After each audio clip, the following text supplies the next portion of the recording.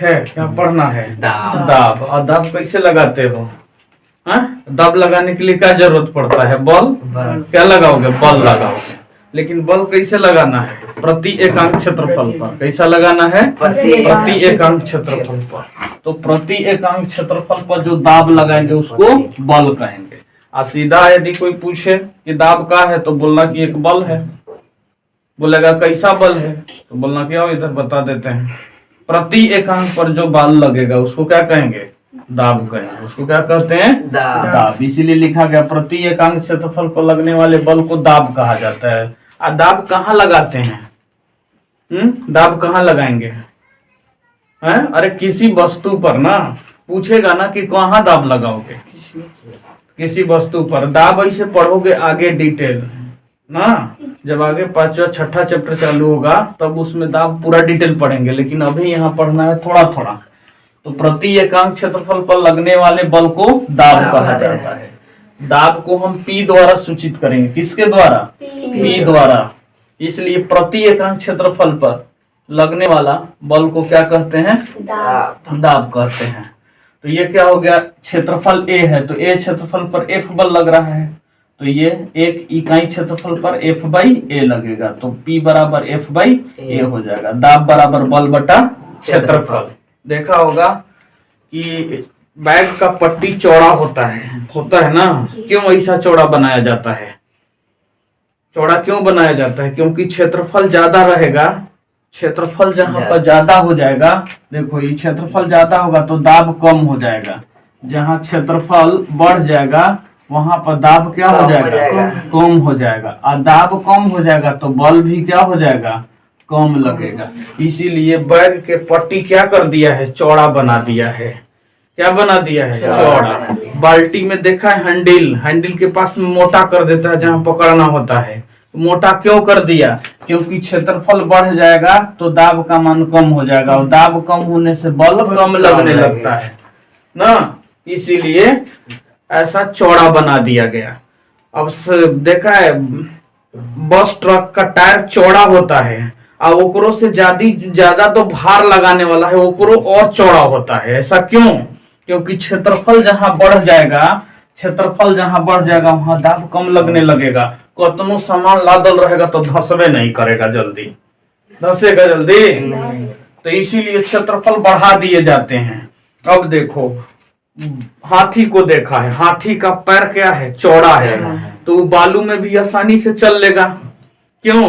क्योंकि क्षेत्रफल ज्यादा हो गया तो दाब कम लगाएगा, और दाब कम लगाएगा तो आसानी से बल भी कम लगाना पड़ जाएगा और आसानी से चलेगा ना। ऊंट भी रेगिस्तान में चलता है, कारण क्या है? क्योंकि पैर उसका जो होता है बहुत चौड़ा होता है, तो क्षेत्रफल बड़ा होने से दाब का मान कम हो जाता है, और दाब के मान कम होने से बल का भी मान कम हो जाता है। समझ में आ गया? दाब का इम्पोर्टेंट दैनिक जीवन में ज्यादातर इसका महत्वपूर्ण है ना, कि क्षेत्रफल जहां भी बढ़ा देंगे, इसीलिए हर जगह क्षेत्रफल बड़ा कर दिया।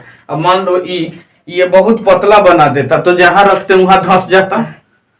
ये चेयर का जो चौड़ा है, जो इसका पैर है, लेग है, वो यदि चौड़ा नहीं रहे तो क्या हो जाएगा? धंस जाएगा। हम लोग को भी भगवान पैर क्या कर दिए? चौड़ा बना दिए।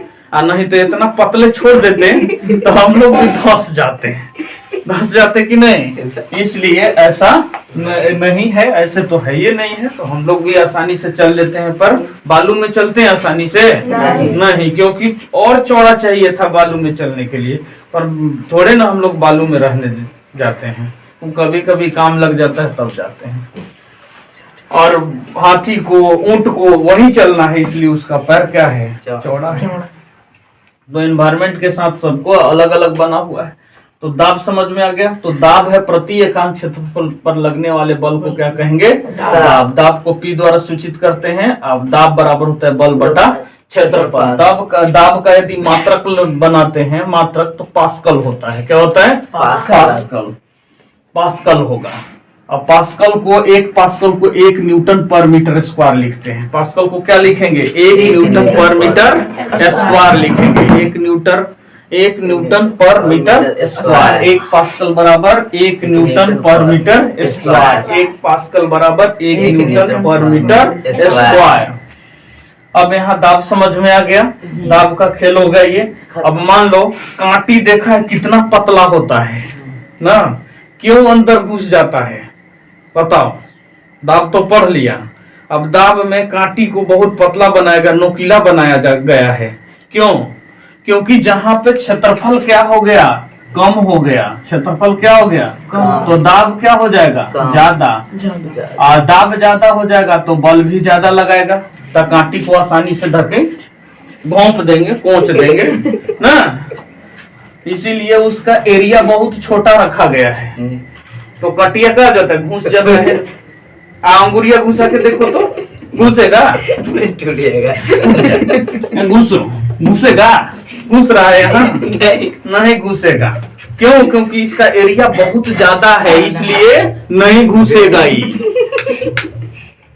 तो एरिया कम रहेगा, क्षेत्रफल कम रहेगा तो दाब ज्यादा लगाएगा। दाब ज्यादा लगाने से कटिया क्या हो जाएगा, घुस जाएगा। इसीलिए काटी को क्या बनाया गया, नुकीला बनाया गया। और समझ में आ गया। नहीं मत कहना कि ठोकने के लिए बनाया है नुकीला, वो ठोकने के लिए नुकीला थोड़े बनाया है। तुम अपने सेंस में कह सकते हो, लेकिन जब तुम फिजिक्स पढ़ रहे हो तो फिजिक्स में तुमको फील आना चाहिए। फील क्या होना चाहिए कि जहां पे क्षेत्रफल कम हो वहां पे दाब ज्यादा लगेगा। दाब ज्यादा लगेगा तो बल लगाएगा ज्यादा। अरे बले को तो दाब कहा जाता है। अंतर इतना है कि प्रति एकांक क्षेत्रफल पर बल लगाएगा, उसको कहते हैं दाब। तो दाब हो गया, प्रति एकांक क्षेत्रफल पर लगने वाले बल को दाब कहते हैं। दाब का ऐसे ही मात्रक पास्कल होता है। 1 पास्कल बराबर 1 न्यूटन पर मीटर स्क्वायर होता है। और दाब बराबर बल बटा क्षेत्रफल होता है। जहां पे एरिया बड़ा वहां पे दाब कम, और कम होने से बल भी कम लगेंगे। जहां पे क्षेत्रफल कम वहां पे दाब ज्यादा और बल भी ज्यादा लगते हैं। दोनों का एग्जांपल समझा दिए। काटी को यदि पतला नुकीला बनाया जाता है क्योंकि उसका क्षेत्रफल कम होता है तो दाब ज्यादा लगता है और बल भी ज्यादा लगा करके वो घुस जाता है। किसी के अंदर भी यदि घुसाना हो काटी को तो आसानी से घुस जाएगा, अपने मत घुसा लेना। इधर देखो, मान लो इधर है, इधर कील ठोकना है तो क्या करेंगे, आसानी से कील ठोका जाएगा क्योंकि पतला एरिया कम रहेगा तो प्रेशर ज्यादा होगा, प्रेशर ज्यादा होगा तो फोर्स भी ज्यादा होगा। यहाँ उल्टा होता है। अब आता है बल। बल किसको कहते हैं? यह एक भौतिक प्रक्रिया है जो किसी वस्तु पर लगकर उसको गति में ला देता है या गति में लाने की चेष्टा करता है। जैसे हम इस पर बल लगाएंगे, ये गति में होगा, होगा, चेष्टा तो किए, ये भी एक बल है और गति में हो जाएगा। देखो इसको गति में हो गए तो इसको कहेंगे बल। बल एक भौतिक प्रक्रिया है जो किसी वस्तु को गति या गति में लाने की चेष्टा करता है। F बराबर होता है m। बल बराबर द्रव्यमान गुना त्वरण। बल बराबर द्रव्यमान गुना त्वरण। बल बराबर द्रव्यमान गुना त्वरण। द्रव्यमान गुना त्वरण। F होता है फोर्स, m होता है मास, a होता है एक्सीलरेशन। F होता है फोर्स, m होता है मास, a होता है एक्सीलरेशन। एक्सीलरेशन माने होता है त्वरण, मास माने होता है द्रव्यमान। तो बल बराबर हो गया द्रव्यमान गुना त्वरण। यदि बल आपसे चलते फिरते पूछे तो भौतिक प्रक्रिया है जो किसी वस्तु पर लगकर उसे गति या गति में लाने की चेष्टा करता है। या वो बल बहुत चीज करता है, लेकिन अभी हम इतना ही पढ़ रहे हैं। बल क्या करता है, उसकी अवस्था में परिवर्तन करता है। जैसे कोई बॉल आ रहा है उसको कैच ले लेते हैं, गति में था उसको विराम मिला दिए हैं। अब गुब्बारा को देखेगा तो गुब्बारा को दबा के हम उसके आकार बदल देते हैं और नहीं तो फोड़ देते हैं। क्या कर देते हैं, फोड़ देते हैं। तुमको फोड़ने में खुशी मिलता है। आयक को खरीद करके लाता है घर तो उसको खुशी मिलता है। अलग अलग प्रकार की खुशी है, वस्तु एक ही है, तरीका है खुशी लेने का अलग अलग। कैसे कैसे लेते हैं ये देखो। गुब्बारा जो जहां से खरीदा तो बेचने वाला को एक खुशी मिला कि चलो हमारा गुब्बारा बेचा गया। तुम खरीद लिया तो उसको खुशी मिला, हम खरीद लिए। एगो का किया, तीसरा आया तो उसको आकर फोड़ दिया तो उसको भी खुशी मिला। तो खुशी का अलग अलग तरीका है। तुम कैसे किस प्रकार से अपना जीवन सेटल करना चाहते हो और किसमें खुश रहना चाहते हो वो तुम पे डिपेंड करता है। कोई को बच्चा को रुलाने में अच्छा लगता है, उसको उसी में खुशी मिल रहा है, वो कर रहा है। तुम लोग को अभी क्या चाहिए, अभी पढ़ाई करके खुश रहना चाहिए। जिस दिन पढ़ाई नहीं हो वहां मुंह लटका लेना चाहिए कि आज हम पढ़े नहीं हैं, आज मजा नहीं है ना। खुशी पूर्वक कोई काम करेंगे तो जीवन भी बढ़िया से चलेगा, तब अच्छा लगेगा। खैर आगे बढ़ते हैं। बल का एसआई मात्रक न्यूटन, बल का एसआई मात्रक न्यूटन, और सीजीएस में मात्रक पूछेगा तो डाइन। बल का एसआई मात्रक या एमकेएस मात्रक न्यूटन। ये हम डिटेल पढ़ेंगे आगे क्लास में, जब बल और उनके गति के नियम पढ़ेंगे तब पूरा डिटेल पढ़ेंगे कि न्यूटन कैसे आता है, डाइन कैसे आता है, 1 न्यूटन बराबर 10 के पावर 5 डाइन कैसे होता है, ये सारी बातें करेंगे हम। तो 1 न्यूटन बराबर होता है 10 के पावर 5 डाइन। तो बल का एसआई मात्रक पूछे या एमकेएस मात्रक पूछे तो न्यूटन, और सीजीएस में मात्रक पूछे तो डाइन। अब आता है दाब के बाद बल, बल के बाद तीसरा आता है कार्य। क्या आता है? कार्य इंपॉर्टेंट पॉइंट। तो बल और विस्थापन के गुणनफल को कार्य कहा जाता है। बल और विस्थापन के गुणनफल को कार्य कहा जाता है। ऐसे कार्य एक ऊर्जा का रूप होता है, कार्य एक ऊर्जा का रूप होता है, कार्य एक ऊर्जा का रूप होता है, कार्य एक ऊर्जा का रूप होता है, कार्य एक ऊर्जा का रूप होता है, कार्य एक ऊर्जा का रूप होता है जो बल और विस्थापन के गुणनफल के बराबर होता है। यदि कहा जाए इंग्लिश में बोलोगे तो work is the form of energy, work is the form of energy which magnitude is given by the product of force and displacement in the same direction. Now, work is the form of energy whose magnitude is given by the product of force and displacement. Force and displacement. Force माने बल, displacement माने विस्थापन के गुणनफल के बराबर होता है। तो work is the form of energy which is given by the magnitude product of force and displacement in the same direction। ये आगे पढ़ेंगे कि बल और विस्थापन एक ही दिशा में कैसे लगता है। यदि नहीं लगाएंगे तो क्या वो कार्य कैसा होगा, तो वो आगे पढ़ेंगे। अभी हम डिटेल नहीं पढ़ रहे हैं क्योंकि ये पहला चैप्टर है, इसमें आपको केवल नाम जानना है। तो कार्य, बल और विस्थापन के गुणनफल को कार्य कहते हैं। कार्य को W द्वारा सूचित करते हैं। तो अब W बराबर क्या हो गया? Fs। W बराबर Fs। तो कार्य बराबर क्या हो गया? बल गुना विस्थापन, बल गुना विस्थापन। एसआई मात्रक में क्या लिखेंगे? जूल। एसआई मात्रक में इसका क्या लिखेंगे? जूल। 1 जूल बराबर होता है 1 न्यूटन मीटर। कैसे हुआ? तो यहाँ देखो, कार्य जो है W बराबर Fs हुआ, 1 न्यूटन रख देते, यहाँ क्या रख देते?